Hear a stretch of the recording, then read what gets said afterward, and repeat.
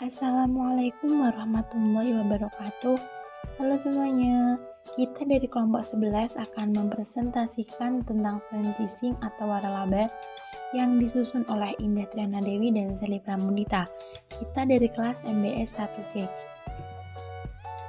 Yang pertama, ada pengertian waralaba. Waralaba adalah sistem pemasaran yang memungkinkan perusahaan untuk meningkatkan omset mereka tanpa adanya meningkatkan aset mereka. Waralaba juga melibatkan dua pihak. Pihak pertama pemberi waralaba dan pihak kedua penerima waralaba. Pewaralabaan juga memiliki merek dagang atau merek yang dia sudah setujui untuk mendirikan pewaralabaan dengan menggunakan biaya atau seringkali harga pembelian asli ditambah persentase penjualan. Pemberi waralaba juga memberikan bantuan untuk penerima waralaba seperti keuangan, pilihan lokasi, dan sebagainya. Dalam menyiapkan operasi mereka, dan kemudian mereka mempertahankan kembali berkelanjutan atas berbagai aspek bisnis penerima waralaba. Misalnya, melalui pasukan produk, diskusi tentang perencanaan pemasaran mereka, dan atau juga pelatihan staf terpusat. Next, di sini juga ada penerima waralaba membeli rencana bisnis yang telah terbukti dan keahlian yang cukup besar. Dari keuntungan lain juga bagi penerima waralaba termasuk penghematan biaya dari kapasitas pembelian massal dari operasi besar dan juga manfaat pemasaran dari pereklaman pusat dan promosi bisnis. Pada setiap jenis perjanjian waralaba juga sekurang-kurangnya harus memuat beberapa unsur, di antaranya adalah yang pertama, adanya dua pihak yaitu purchaser atau pemberi dan franchisor atau penerima. Yang kedua, adanya penawaran dalam wujud paket usaha atau franchisor. Yang ketiga, adanya kerjasama dalam bentuk pengelolaan unit usaha antara pihak franchisor dengan franchisee. Yang keempat, memiliki outlet daripada franchisee. Dan yang terakhir, adanya kontrak tertulis dari para pihak.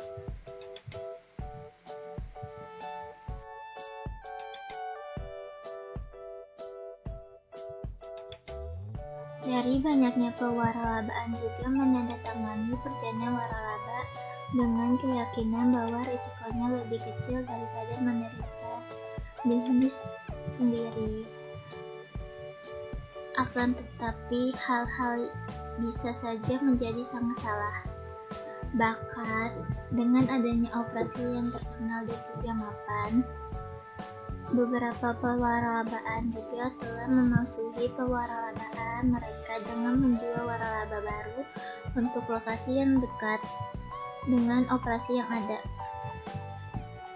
Dan juga banyak kontrak sekarang yang menetapkan bahwa waralaba tidak dapat dijual kurang dari jarak tertentu.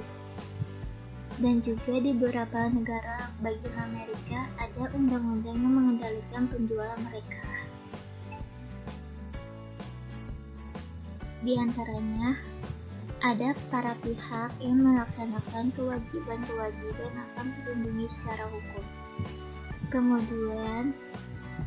Kemudian ada perjanjian mitra dalam waralaba tersebut merupakan salah satu aspek perlindungan hukum kepada para pihak dari perbuatan merugikan pihak lain, yang termasuk dalam memberikan perlindungan hukum terhadap hak kekayaan intelektual. Hal ini juga dikarenakan perjanjian tersebut dapat menjadi dasar hukum yang kuat dan untuk menegakkan perlindungan hukum bagi para pihak yang terlibat dalam sistem waralaba. Di sini juga, jika salah satu pihak melanggar isi perjanjian tersebut, di sini juga jika salah satu pihak pelanggar isi perjanjian tersebut, maka pihak lain juga akan menuntut pihak yang melanggar tersebut sesuai dengan hukum yang berlaku. Dari perjanjian waralaba ini juga telah mengatur tentang perlindungan haki secara spesifik, yakni dengan adanya memperjanjikan batasan-batasan tertentu yang harus dipatuhi oleh franchisee dan juga yang secara langsung maupun tidak langsung ditunjukkan untuk melindungi hak kekayaan intelektual dari pembeli waralaba. Elemen dalam waralaba. Berikut adalah dua elemen dalam berbisnis waralaba. Yang pertama ada franchisor dan yang kedua ada franchisee. Yang pertama, franchisor atau pemilik bisnis, yaitu pemilik merek dagang yang memberikan hal penjualan kepada pihak lain, bisa berupa badan usaha ataupun perseorangan. Yang kedua ada franchisee atau penerima waralaba, yaitu pihak pembeli yang menerima hak untuk menjualkan bisnis dari franchisor, bisa berupa usaha maupun perseorangan. Dalam waralaba, pemilik bisnis atau yang dikenal dengan sebutan franchisor menggunakan uang sang pembeli untuk mengembangkan bisnisnya. Sebagai partnernya, ia menyediakan sistem bisnis yang sudah siap jalan kepada pihak franchisee.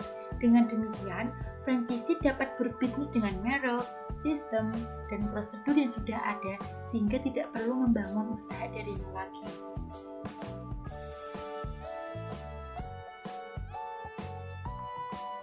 Jenis-jenis waralaba.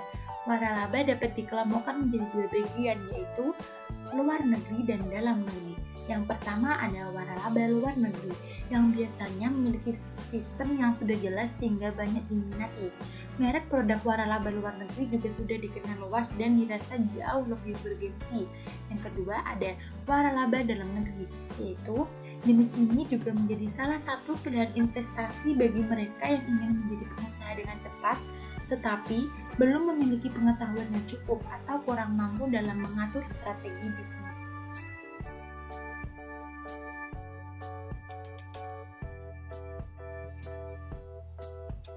Contoh berbisnis waralaba. Ismail memiliki usaha di bidang kuliner, yaitu rumah makan Pak Ismail.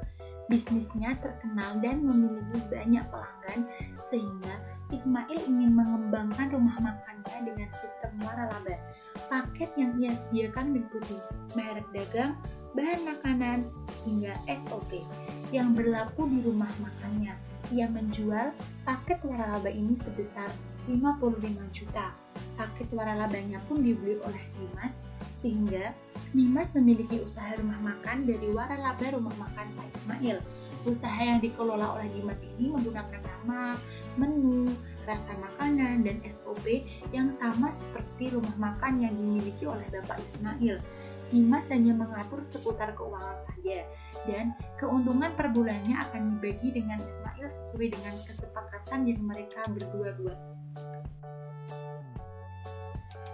Terima kasih atas partisipasinya. Satu kata dari kelompok 11 yaitu carilah waralaba yang terpercaya untuk masa depan bisnis yang luar biasa.